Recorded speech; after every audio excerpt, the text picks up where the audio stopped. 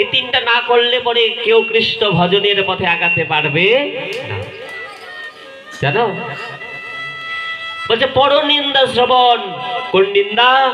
না আমার রাধা রানী কৃষ্ণের লীলা মাধুর্য রূপ গুণের কথা। এই ভাগবত কথা যদি কেউ আস্বাদন না করে, ইহ জগতে কেউ কৃষ্ণ ভজনে আগাতে পারবে না।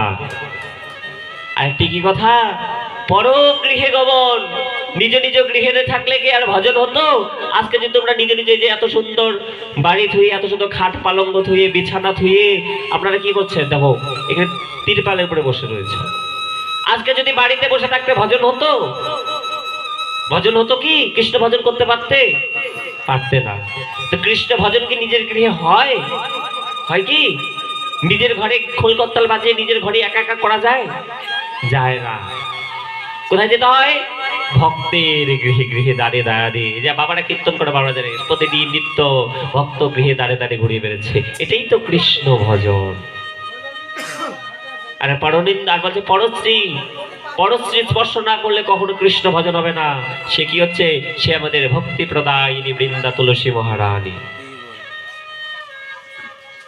তাই বললেন গৌর, আমি যদি একবার তোমাকে ওই শুদ্ধ নাম ধরে ডেকে থাকি, তুমি কৃপা করে ইহ জগতে ভক্ত চলে যায় ভগবানের কাছে, ভগবানের ভক্তের দ্বারে দ্বারে ভগবানকে লাভ করার জন্য।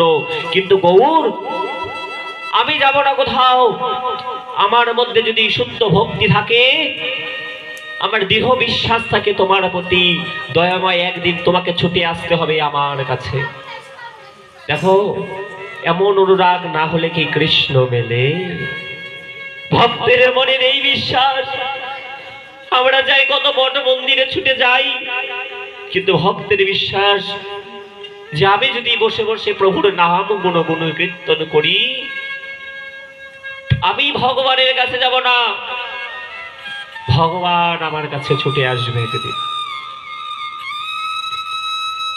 হ্যাঁ, আর সদাই কেঁদে কেঁদে বলে, কুলো কুলো ত্যাগনো, আমি এ কুলো কেউ কুলো সব ত্যাগনো, তোমার চরণ লাগি।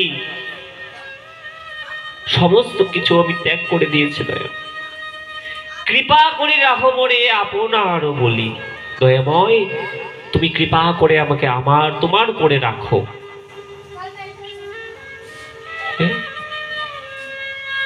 তাই বাসুদেব ঘোষ কহে, বাসুদেব ঘোষ বলছেন, চরণে ধরিয়া কৃপা করে রাখো প্রভু।